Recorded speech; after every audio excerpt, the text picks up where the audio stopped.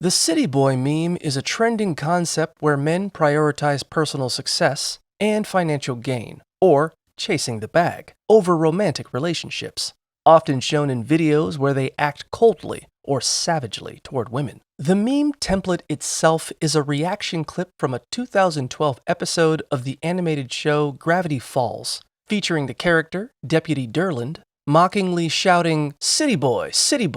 at the main character. The underlying slang term originated in 2019 as a male-centric response to the hot girl summer trend, and it gained online definition as a man focused on his best life without letting women interfere. The Gravity Falls clip first went viral as a reaction meme in June 2022 and saw a significant resurgence on TikTok in January 2026, where it continues to be repurposed to comment on situations where men reject or humble women.